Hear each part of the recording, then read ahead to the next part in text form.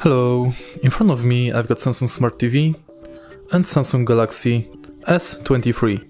In this video I'll show you how to cast screen from smartphone to TV using YouTube app. In the beginning make sure that both devices are connected to same Wi-Fi and then enter YouTube app.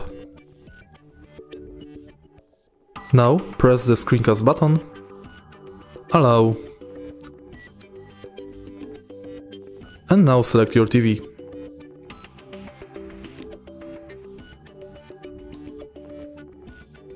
Now, when your devices are connected, you can cast any video you want from your smartphone and it will be displayed on the TV.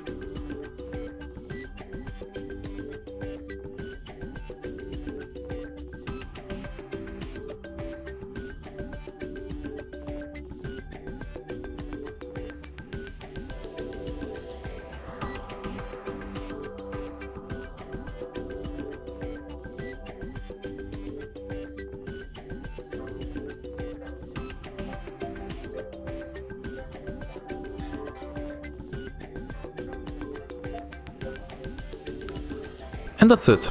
If you want to stop the connection, again press this button and select disconnect. If you find this video helpful, please leave like, comment and subscribe.